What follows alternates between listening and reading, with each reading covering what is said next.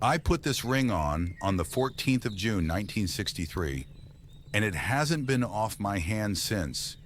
Not for work, not for the hospital, not for the 9 years she's been gone. I'm Walter, 82, retired carpenter, 9 years on my own since I lost my Helen. If somebody's asked when you're taking yours off and you didn't know what to say, this one is for you. Start with number 1 and stay for number 4, because that's the hour it was off.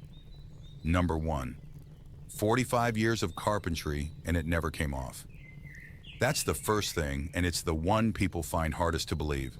I ran a table saw for 4 decades, a jointer, a planer, a drill press, and there is a fellow on every job site in this country who will tell you correctly that a ring around machinery is a bad idea, and I had that said to me more than once.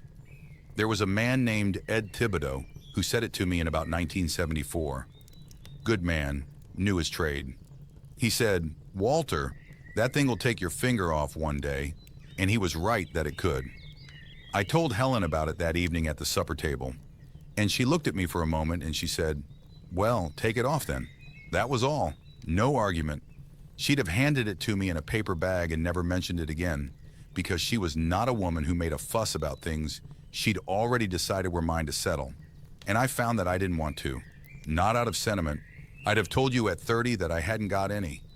I just found that my hand did not go there, so I got careful instead.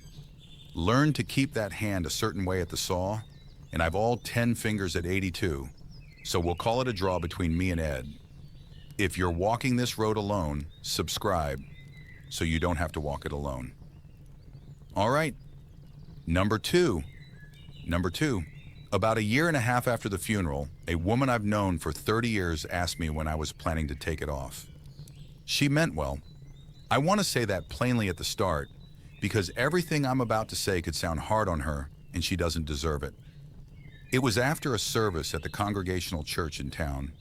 She'd come up to me in the vestibule the way people do, a hand on the arm, the head tilted, and she said something first about how well I was doing, and then she looked down at my hand and she said, "And when do you think you'll take that off, Walter?" Not unkindly, as though she were asking about a coat, and I said nothing at all. I stood there in that vestibule at 75 years of age with my mouth open and no sentence in it.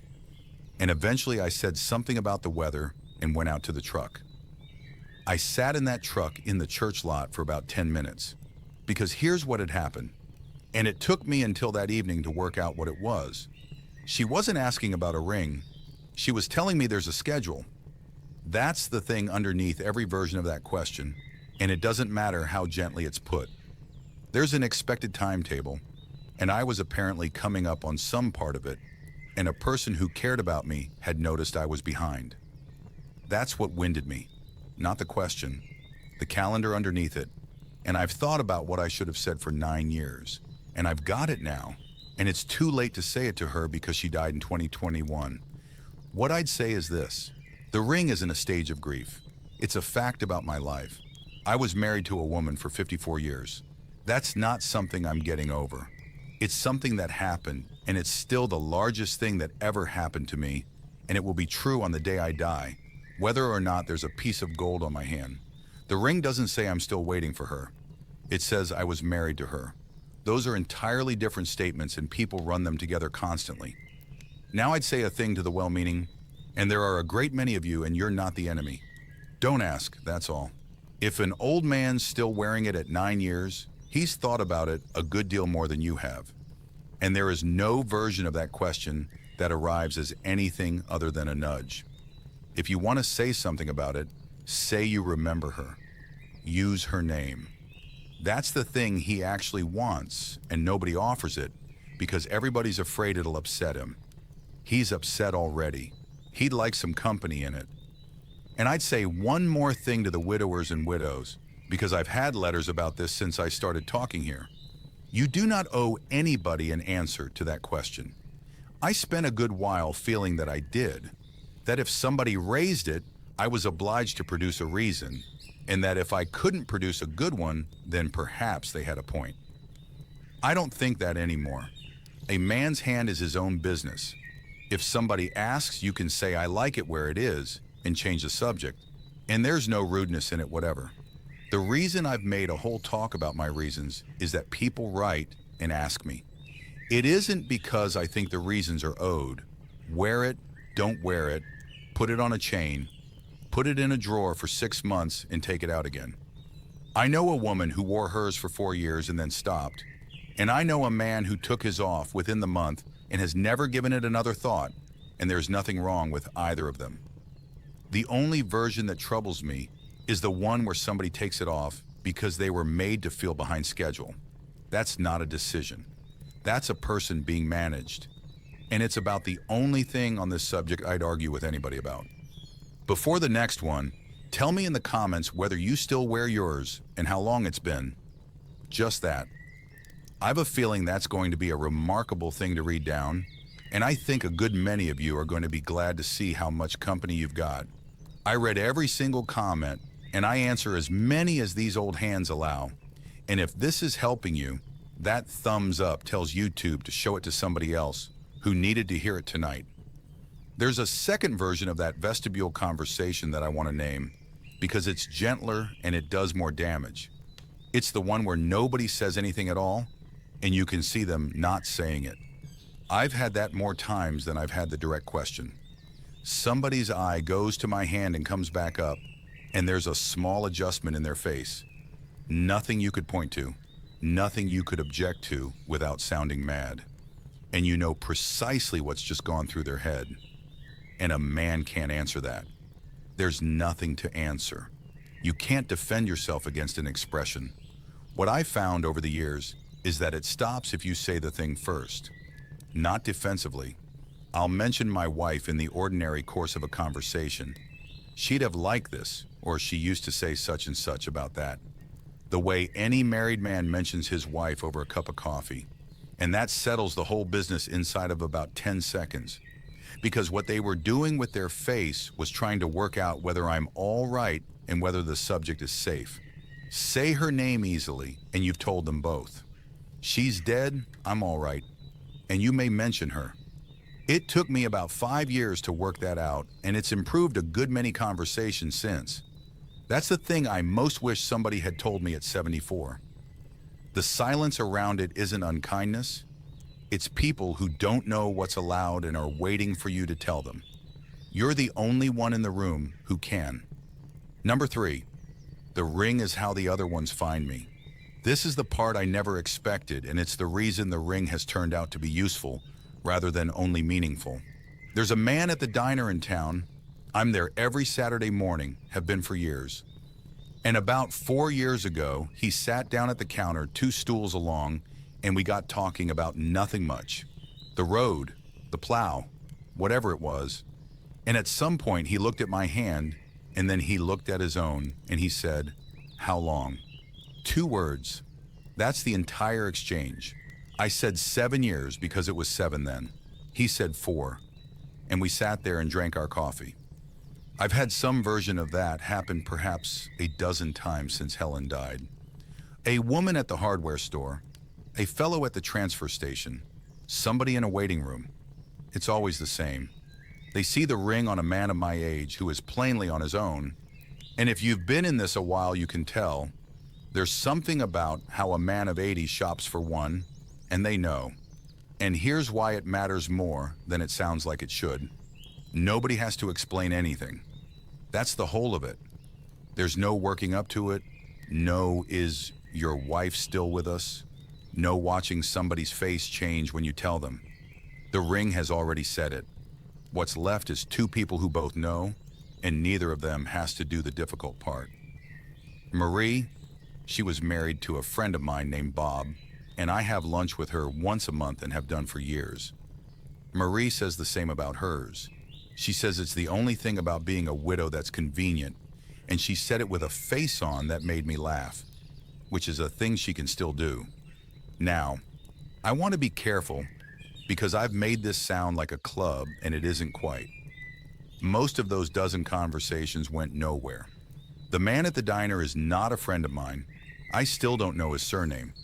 We nod on a Saturday, and that's the extent of it, and that's fine. But being nodded at by somebody who knows exactly what your Tuesday evening is like That is not nothing when you live at the end of a long driveway. It's a small thing that happens perhaps once a month, and it does a job that nothing else does. I'd not have got any of it without the ring. That's the plain fact. A man who took it off at 2 years would be a man nobody recognizes. And there's a version of this that runs the other way, which I'd be dishonest not to mention. The ring closes a door as well as opening one. I've had that put to me directly by my daughter, who is a nurse and does not soften things. She asked me once, carefully, and at a good moment, which is how Susan does everything, whether I'd thought about the fact that a ring at 82 tells a certain kind of person not to bother. And she's right, it does. That's exactly what it does, and I'd not pretend otherwise. I've thought about it a fair amount since. Here's where I've come out, and I'd not put it forward as advice to anybody, because this is the one part of the whole business that's entirely a man's own affair. I'm not looking. That's the plain truth of it at 82. And it isn't loyalty, and it isn't a vow I made. It's that I had 54 years of a marriage I'd not improve on. And the notion of starting the whole enormous business again at my age with somebody I'd have to explain myself to from the beginning is not something I want. Some men do want it, a good many do, and I'd not think less of one for a moment. I've known 2 who married again in their 70s, and both of them did well out of it, and one of them told me his second wife saved his life, and I believe him. If that's you, take the thing off or don't. But know that it's saying something on your behalf before you've opened your mouth, and make sure it's saying what you want it to say. Mine's saying what I want it to say. That's the only test I've got. Now, there's a third thing the ring does, and it's the smallest of the 3, and I nearly left it out, which would have been a mistake. It gives my hand something to do. That sounds like nothing. Here's what I mean. I turn it, not deliberately. I'll notice halfway through and stop, and then I'll be doing it again 10 minutes later, sitting in that chair by the fire, or waiting somewhere, or on the telephone with my son. Thumb comes up and turns it round the finger. I did that for 54 years and never noticed once. Helen noticed. She'd have told you I did it when I was thinking about a job, which is probably right. I noticed for the first time about a year after she died, and I was sitting in a waiting room in Bangor, and I looked down and my thumb was going round that ring, and I thought, that's a habit older than my children. And I have come to think it's doing something for me. Not magic and not anything I could explain to a doctor. I'm a carpenter, and I'd not pretend to know the first thing about it. Only that a man on his own has very little that his hands are automatically doing, and this is one thing, and it happens to be attached to the best 54 years of his life. I've been reading about habits of that sort for a while. The clippings are in a drawer out in the workshop with everything else. And the thing that stayed with me is that the body holds on to a movement long after the reason is gone. A man will keep reaching for a door frame that isn't there. That's what the turning is. My hand still knows the shape of a marriage, even when nobody's about. So the ring does 3 things I can point to. It tells the other ones I'm one of them. It says something on my behalf that I've decided I want said. And it gives an old man's thumb somewhere to go on a Tuesday evening. None of those are the reason it's still on. But they're not nothing, and I'd not have guessed a single one of them in 1963. Come to that, I'd not have guessed anything about it in 1963. I was a young man in a borrowed suit that was too big in the shoulders, in a church in Bangor on a June morning, and that ring cost about what I made in a week, and I'd have told you at the time that it was mostly a formality. Something you do. Her mother expected it. I'd have been embarrassed to say it meant anything much. Men of my sort were not raised to say that about objects. 63 years later, I've made a whole talk about it. That's the thing about the small objects. And I've come round to it late. You don't know which ones are going to matter. Nobody hands you a list on the day. You go through a life accumulating things without thinking, and then somewhere past 75, it turns out that about 4 of them carry the whole weight of it, and the rest is furniture. For me, it's the ring, a green cup she bought at a fair in Bar Harbor in 1989 for $2, a hardbound notebook in the desk drawer with 60 of her phrases written in my own hand, and a row of cedar she chose in 1971 over my objection. That's the lot. 4 things, and I'd have picked none of them in advance, and 3 of the 4 were nearly thrown out at one point or another. So I'd say to anybody still in a house with somebody, you've got no idea what's going to matter. Which means the only sensible policy is a fair amount of patience with the things they choose. Because one of them is going to be what you look at every morning for 9 years after they're gone. She wanted the cedars. I wanted something quick. I lost. And I've been glad of it every morning since about 2018. And the same is true of the ring, if you follow it back far enough. I'd not have bought it. It was expected, and I did what was expected, and I've worn the result for 63 years, and I'd not part with it now for anything on this earth. A good deal of what turns out to matter in a life was somebody else's idea. That's worth knowing while there's still somebody about to have ideas. We're one away from the one I promised you. Number 4, the hour it was off. Stay with me. Number 4, it came off once.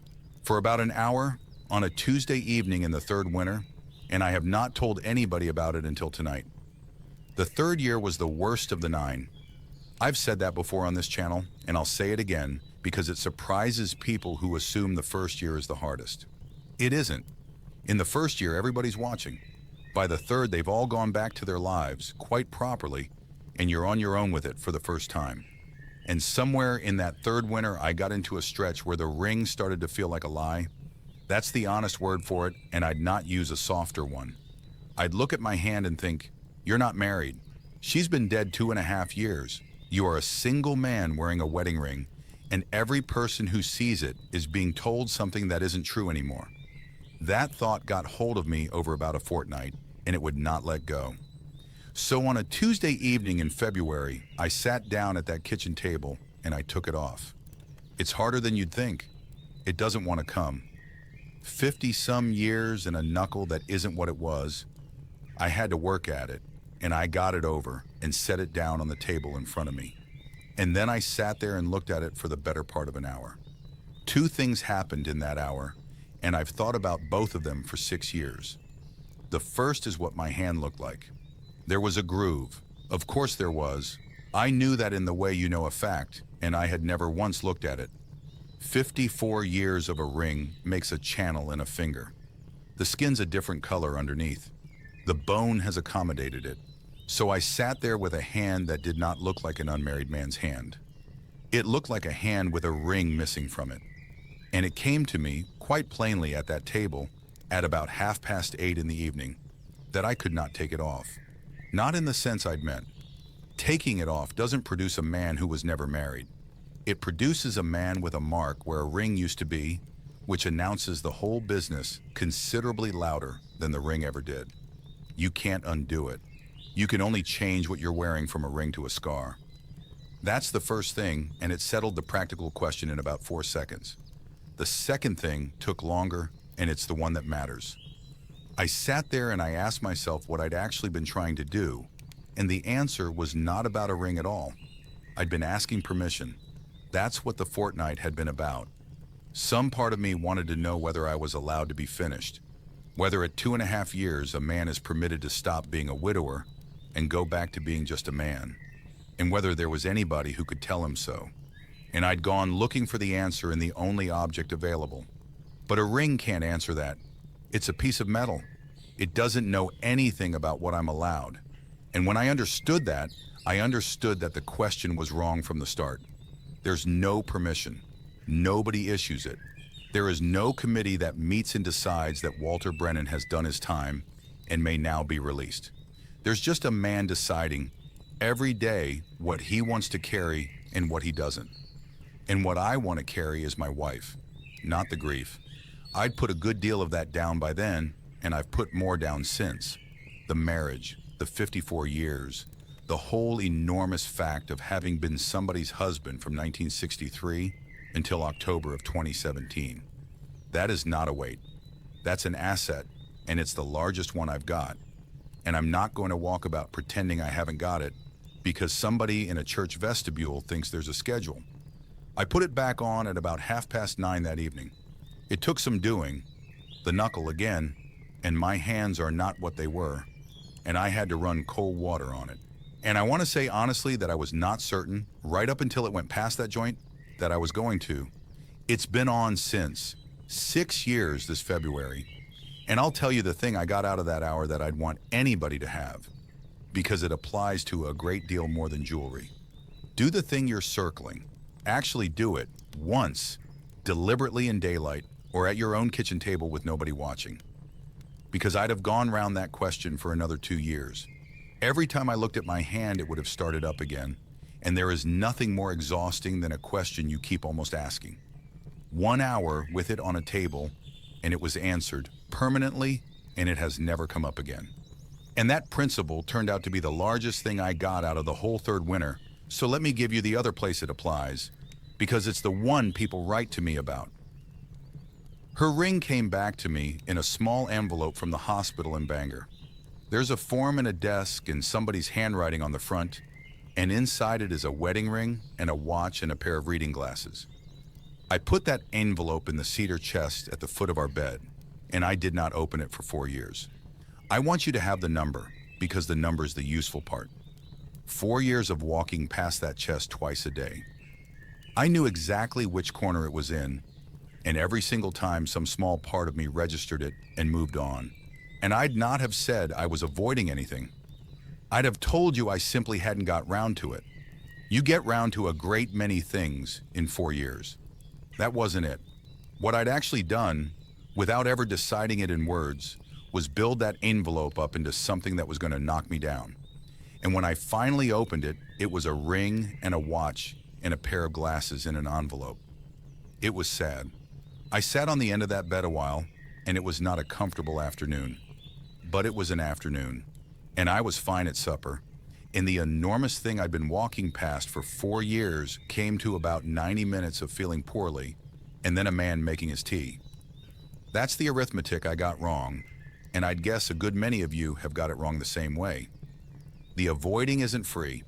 It looks free. It looks like simply not doing something. But 4 years of walking past a chest twice a day is a great many small flinches, and every one of them cost me a little, and the total came to considerably more than the 90 minutes ever would have. The thing itself is nearly always smaller than the not facing it. That's about the most useful sentence I've got after 9 years.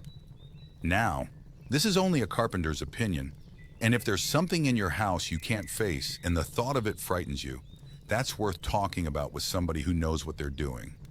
And I don't. I'm a man who took 4 years over an envelope, and I'd not set myself up as an authority on anybody's grief but my own. Now, I want to say something to anybody who did take theirs off and has felt badly about it since, because I know there are some of you, and I'd not want tonight to have made it worse. Nothing I've said is an argument that you did wrong. I have a friend named Marie. She was married to Bob, who I worked alongside on and off for 30 years. And Marie took hers off at about 3 years. She thought about it a good deal longer than I thought about mine. And she told me once, over lunch, exactly why, and I found I hadn't a word to say against it. She said she got tired of being a widow before she was tired of being Marie. She said every room she walked into, that ring went in first and did all the talking. And by the 3rd year, she wanted to walk into a room as a woman of 79 who plays cards and is good at it. That's a real reason. That's a considerably better reason than most of the ones people are given. So the ring is not the loyalty. I want to be plain about that because I've spent a good part of an hour on the thing and somebody could easily draw the wrong conclusion. Marie visits Bob's grave more often than I visit Helen's. She talks about him more freely than I talk about my wife. Whatever the ring is, it isn't a measure of that. And any man who thinks his bare-handed neighbor loved his wife less is a fool, and I'd tell him so. What the ring is a decision. Mine went one way, Marie's went the other. Both of us sat with it properly first, which is the only part I'd insist on. Now there's a second half to that hour at the table, and I've left it out so far. When I put it back on, I did something I hadn't planned. I said something out loud, not a vow. I'd not do that twice, and it wouldn't mean anything the second time. I said something more like an explanation. I told her what I'd just done and why, standing at that kitchen sink with a cold tap running over my hand. And I felt a fool doing it, and I did it anyway, and I've done a version of it most days since, which is a habit that started at that sink on that Tuesday, and which I've talked about elsewhere on this channel. That's the thing about the hour that I'd not have predicted. I went into it to settle a question about a ring, and I came out of it with a habit of talking to my wife, which has done more for the 9 years than the ring has. You don't know what you'll find when you finally look at a thing directly. That's the argument for looking. And I'd add one more piece because a man wrote to me about this, and I've thought about his letter for months. He said he couldn't get his off. Not couldn't bring himself to, physically couldn't. Swollen knuckle, 60 years, and it isn't coming over that joint without a jeweler and a saw. And he said he'd been telling people for 2 years that he'd never take it off. And the truth was that the decision had been made for him by a knuckle, and he felt like a fraud about it. I wrote back and said what I'll say now. It isn't a fraud. Half the reason mine is still on is that it's a job to get off, and I've never claimed otherwise. You heard me say earlier that I had to run cold water on it, and that I wasn't certain until it went past the joint. The body decides a good deal more than we like to admit at our age. A man who stays in his own house partly because moving is more than he can face is still a man in his own house. A man whose ring won't come off is still a married man. You don't have to have arrived at every fact of your life by pure choice for it to be yours. He wrote back and said that helped. I don't know that it did, but he said it, and I've kept the letter. There's one more thing about that Tuesday evening that I'd want to give you, because it's the part that turned out to matter most, and it isn't about the ring at all. I'd been carrying that question, am I allowed to be finished, for a fortnight before I sat down at that table. And once I'd found out that a ring couldn't answer it, I had to go and find out what could. Nothing could. That's the answer. And it took me another few months to accept it. There is no permission. Nobody is going to tell you that your time is served. Your children won't, because they're frightened of getting it wrong. The church won't. Your friends certainly won't. Half of them think there's a schedule, and the other half are waiting to take their cue from you. I spent about 2.5 years without ever putting it into words, waiting for somebody to release me. And there was nobody in the building with the authority. What I found instead, and this is the whole of what the third winter gave me, is that it isn't a release. It's a series of small permissions you issue to yourself, one at a time, over years. Permission to cook a proper supper for one man and enjoy it. Permission to laugh at something on a Tuesday in October without checking yourself afterward. Permission to have a good week and not feel that you've been disloyal in it. Permission to be glad the house went quiet after the grandchildren left, which caught me out entirely the first time it happened, and which I've talked about elsewhere. Nobody signs any of those. You issue them, and you feel like a fraud the first few times, and then one day you notice you've stopped asking. The ring stayed on through every one of them, which is the proof of the thing I was trying to say in the vestibule that day and couldn't. The ring was never the question. Number 5, there were 2 rings. I've only talked about one of them. I've told you how hers came back. The envelope from the hospital, the 4 years in the cedar chest, the afternoon I finally opened it in the 7th year. What I haven't told you is what I did with it. And it's the last thing I'll say tonight, and it's the reason I made this talk at all. My granddaughter Lily is 21. She's at university, and we've written letters back and forth on paper for about 6 years now, which is a thing between us that started when she was 15 and hasn't stopped. She was up here last summer, and I gave it to her. Not for a wedding. She's 21, and there's nobody. And I made a point of saying that I wasn't handing her an instruction. I told her it was hers to do whatever she liked with. Wear it, keep it in a drawer, put it on a chain, lose it in about 2040 and feel bad for a week. Entirely her business. And she held it for a while, and then she asked me what her grandmother's hands were like. Not what she was like. Her hands. And I sat at that kitchen table and told a 21-year-old about her grandmother's hands. The knuckles that had got larger over the years, the little scar on the back of the left one from a tin can in 1976, the way she held a coffee cup with both hands even in July. I hadn't said any of that out loud in 9 years. There'd been nobody to say it to. She wears it on a chain now. She told me so in a letter in the autumn, and she said something I'll not repeat because it's hers and mine. So that's where the two rings ended up. 54 years of a marriage produced two of them. One is on a chain round the neck of a young woman in a university town who asks good questions. And one is on the hand of an old man in a house in Maine. And it is going in the ground with him. And both my children know it, and neither of them has argued. That seems to me a decent arrangement, better than a drawer. Now I want to say the thing about the envelope properly, because I skated over it, and there are people listening who have one in a chest or a drawer somewhere and haven't opened it. And I'll say the last thing about Lily, and then I'll wrap it up. I did not give her that ring as an heirloom. I want to be exact because there's a version of that gesture that's really a weight, and I've seen it done, and it isn't kind.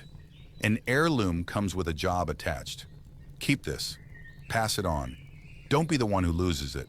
That's a thing an old man can hand a young woman that will sit on her for 50 years, and I'd not do that to Lily. So I told her plainly at that table, it's yours. If it ends up in a drawer, that's fine. If you sell it in 2050 to pay for something you need, that's fine. And I'd rather that than a ring in a box. And I meant it. I'd meant to say it, and I said it, and it was the right thing to say. But I'll tell you what I got back, and it's the reason number 5 is last. She asked about her grandmother's hands. 21 years old. She could have said thank you and put it in her bag, and we'd both have felt something, and it would have been fine. Instead, she held it and asked a question that only I could answer. That's what the ring bought in the end, not a keepsake changing hands. An hour at a kitchen table where a young woman asked an old man about his wife, and he had somewhere to put 9 years of things nobody had asked him. I'd have given her 50 rings for that hour. So if you've got something of theirs, and there's somebody young in your life, don't just leave it to them in a will. Hand it over while you're still here to be asked about it. The object isn't the point.